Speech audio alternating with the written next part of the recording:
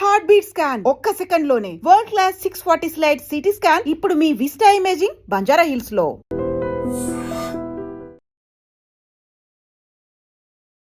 నమస్తే, welcome to I dream. నేను మీ anchor Pratyusha. Ayurveda విధానంలో 35 సంవత్సరాలు అపార అనుభవం కలిగి వంటింటి చిట్కాలకు కేర్ ఆఫ్ అడ్రస్ అయినటువంటి చిట్టిబొట్ల మధుసూదన్ శర్మ గారు మనతో పాటు ఉన్నారు. సో సార్తో మాట్లాడదాం. రాక్ సాల్ట్ గురించి ఒక ఉపయోగాలు ఏంటో తెలుసుకుందాం. నమస్తే సార్. నమస్తే. ఎలా ఉన్నారు సార్? బాగున్నానమ్మా, మీరు ఎలా ఉన్నారు? చాలా బాగున్నాను సార్. సో సైంధవ లవణం ఒకప్పుడు మన పెద్దవాళ్ళు అందరూ కూడా దీన్నే ఎక్కువ యూజ్ చేసేవాళ్ళు, అంత స్ట్రాంగ్గా హెల్తీగా ఉండేవాళ్ళు. బట్ ఇప్పుడు మనం ఈ సాల్ట్, ఉప్పు ఇవన్నీ యూజ్ చేయడం వల్ల హెల్త్ ప్రాబ్లమ్స్ కొని తెచ్చుకుంటున్నాం, కానీ అసలు దీనికి ఒక ఫుల్ స్టాప్ లేకుండా పోయింది సార్.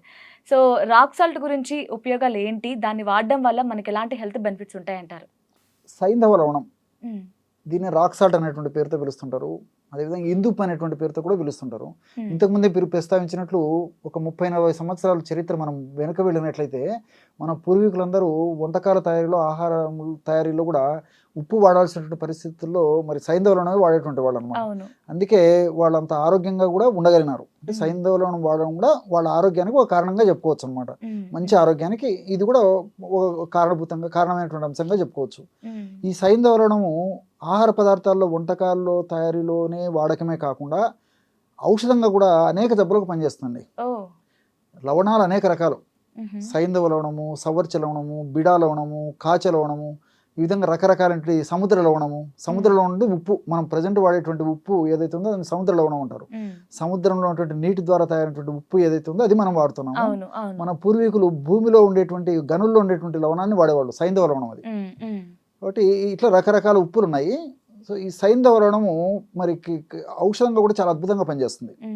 ఉదాహరణకి ఈ జీర్ణాశయ రుగ్మతలు, అంటే కడుపు ఉబ్బరంగా ఉండడము, వాంతికి వచ్చినట్టు ఉండడము, ఆకలి కాకపోవడము, తీసుకున్నట్టు ఆహారం అరుగుదల సరిగ్గా లేకపోవడము, విరేచనం సరిగ్గా కాకపోవడము, ఇలాంటి జీర్ణాశయానికి సంబంధించిన రుగ్మతలు, నోట్లో నీళ్లు ఊడుతుండడము, ఇలాంటివి ఏమన్నా ఉన్నట్లయితే ఈ సైంధవ లవణం చూర్ణం ఒక 25 గ్రాములు, వామును వేయించి చేసినటువంటి చూర్ణం ఒక 100 గ్రాములు, రెండింటిని బాగా కలిపేసి ఒక గాజు సీసాలో నిల్వ ఉంచుకొని రోజు ఆహారంలో, అంటే మధ్యాహ్నం ఒకసారి, రాత్రి ఒకసారి భోంచేసేటప్పుడు 1 నుంచి 2 గ్రాముల పొడి మొదటి అన్నంలో కలుపుకొని కాస్త నెయ్యి వేసుకొని తీసుకుంటుండడం వల్ల ఆహార ఔషధంగా పనిచేసేసి ఎలాంటి ఆధునిక కృత్రిమ రసాయన ఔషధాలు కానీ ఎలాంటి ఔషధాలు వాడుకోకుండా కేవలం దీనివల్లనే అనేక రకాలైన గ్యాస్ట్రిక్ సమస్యలు తగ్గిపోతాయి. ముఖ్యంగా పిల్లల విషయంలో మనం ఆలోచన చేసినట్లయితే పిల్లలు ఔషధాలు వాడుకోవాలంటే వాడుకోరు. చిన్నపిల్లల్లో ఇలాంటి జీర్ణాశయానికి సంబంధించిన సమస్యలు ఎక్కువగా వస్తుంటాయి. వాళ్ళకు కూడా మోషన్ సరిగ్గా కాకపోవడం, మోషన్ వాసన ఉండడము, అపానవాతం ఎక్కువ పోతుండడము, ఆకలి సరిగ్గా కాకపోవడము, పిల్లలకి ఇవన్నీ కూడా కలుగుతుంటాయి. సో పిల్లలు కూడా ఇది వాడుకోవచ్చు. ఆహారంగా వాడతాం కాబట్టి రుచికి రుచి ఉంటుంది, ఆరోగ్యానికి ఆరోగ్యం. సో మెడిసిన్ అంటే వాళ్ళు వెనకడుగు వేస్తారు, బట్ ఇది కొంచెం బాగానే ఉంటుంది కాబట్టి టేస్టీగా ఉంటుంది కాబట్టి మరి పిల్లలకు కాస్త పౌడర్ తగ్గిస్తే సరిపోతుంది. సో ఆహార పదార్థమే కాబట్టి కాస్త తక్కువైనా పర్లేదు. జనరల్ 1-2 గ్రాములు అయితే ఇంచుమించు అందరికీ సరిపోతుంది. అవసరాన్ని బట్టి ఆ డోస్ వాడుకుంటే సరిపోతుంది అనమాట. కాబట్టి 2 సార్లు వాడుకోవచ్చు, లేదా రోజు ఒక్కసారైనా సరిపోతుంది. ఓకే. సో నార్మల్ గా మనం ఈ కల్లుప్పు కానీ సాల్ట్ కానీ ఎక్కువగా తీసుకోకూడదు, ఎక్కువ బీపీ కానీ ఇలాంటివి వస్తూ ఉంటాయని చెప్తూ ఉంటారు. బట్ రాక్ సాల్ట్ విషయంలో ఏంటి సార్, సేమ్ ఉంటుందా? దీనివల్ల ఏమైనా ఎక్కువ తీసుకోవడం వల్ల ప్రాబ్లం లేకుండా ఉండడం ఏమైనా ఉంటుందా? మితం హితం, ఏదైనా అతి సర్వత్రా వర్జయత్. ఏది ఎక్కువ తీసుకున్నప్పటికీ అనారోగ్యభూతంగా తయారవుతుంది. కానీ మిగతా ఉప్పులతో పోల్చుకుంటే రాక్ సాల్ట్ సైంధవ లవణం మేలు. ఎందుకంటే ఇందులో పొటాషియం కంటెంట్ బాగుంటుంది, ఇతర మినరల్స్ కూడా ఉండే పరిస్థితి ఏర్పడుతుంది. కాబట్టి ఇది మంచిది. కాబట్టి ఈ పద్ధతిలో మరి ఆహారంగా వాడుకున్నా దీనివల్ల మనకు ఉపయోగాలు ఉంటాయి, ఔషధంగా వాడుకోవడం వల్ల ఉపయోగపడతాయి. కాబట్టి ఉప్పు అనేది మన దేహానికి చాలా చాలా అవసరం.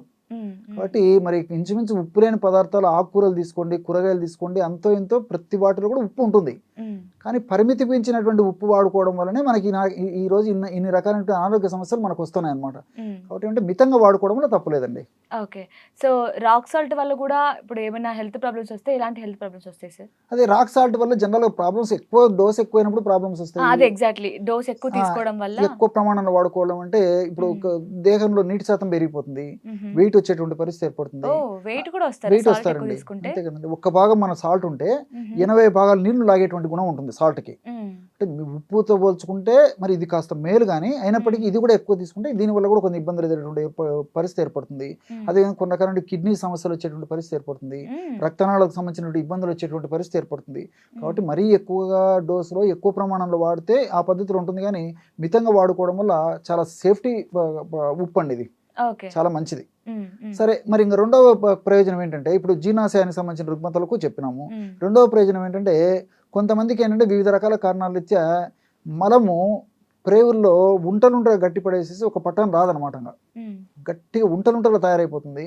మోషన్ మలబద్ధకం ఉండి ఉండి ఉండి కొంతమందిలో ఎక్కువ శాతం మందిలో జరుగుతుంది. కొంతమందికి అడపదడప మోషన్ అవుతున్నప్పటికీ పూర్తి స్థాయిలో మోషన్ కాకపోవడం వల్ల కూడా లోపల మోషన్లో నీటి శాతం అంతా తగ్గిపోయేసేసి ప్రేగుల్లో గడ్డలు తయారైపోతుంది, ఒక పట్టణం రాదు. మరి అలాంటిది బాగా ఫ్రీగా లోపల చెడు పదార్థం అంతా బయటకు వెడిపోయేసేసి ప్రేగులు శుభ్రం కావాలంటే చాలా సింపుల్ రెమెడీ చెప్తాను చూడండి. ఒక 150 ml గోరువెచ్చని నీళ్ళు తీసుకోవాలి. 150 ml గోరువెచ్చని నీళ్ళలో 2 నుంచి 2.5 గ్రాము సైంధవలవణం పొడి కలపాలి. సైంధవలవణం గడ్డల రూపంలో మనకు మార్కెట్లో దొరుకుతుంది, పొడి రూపంలో మనకు మార్కెట్లో దొరుకుతుంది. సో 2 to 2.5 grams అంటే ½ టీ స్పూన్ పొడి కలిపేసేసి ఒక స్పూను స్వచ్ఛమైనటువంటి నెయ్యి, గేదె నెయ్యి కానీ ఆవు నెయ్యి కానీ కలిపేయడం వల్ల బ్రహ్మాండమైనటువంటి లిక్విడ్ తయారైపోతుంది, ఔషధం తయారైపోతుంది. దాన్ని ఒక డోస్గా తీసుకోవాలి. తీసుకొని మరి ఒక 10-15 నిమిషాలు వెయిట్ చేసేసి ప్రేవుల చలనం మొదలైపోతే మోషన్ వచ్చేట్లయితే మళ్ళీ మందు వాడక్కర్లేదు అనమాట, సరిపోతుంది. లేకపోతే ఒక 10-15 నిమిషాలు ఆగిన తర్వాత మళ్ళీ ఇదే పద్ధతిలో 150 ml గోరువెచ్చని నీళ్ళలో సైంధవలవణము అదేవిధంగా నెయ్యి కలిపేసి మళ్ళీ తీసుకోవాలి అవసరాన్ని బట్టి.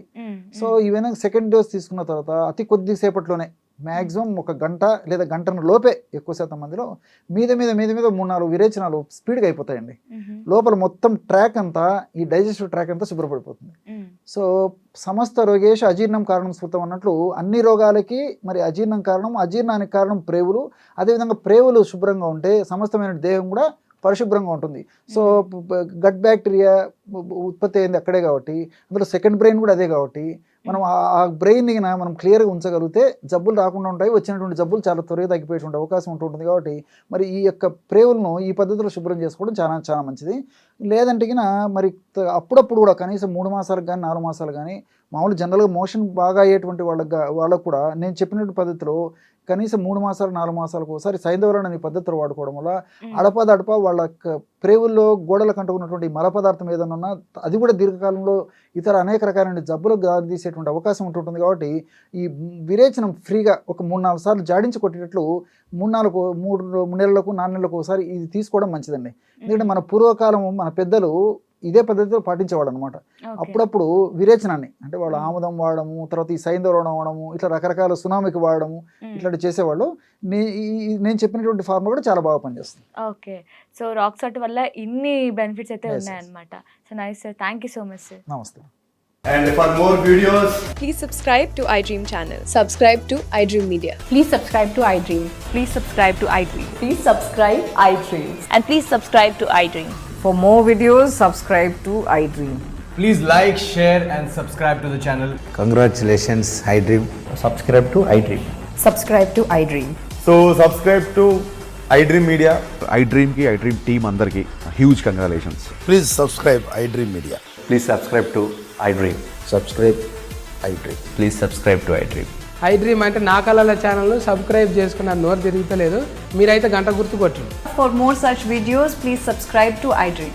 Subscribe to iDream. Please subscribe to iDream. Please subscribe iDream Media. Please do subscribe to iDream. Please subscribe to iDream Media. For best entertainment and information, please subscribe iDream. And don't forget to subscribe to iDream.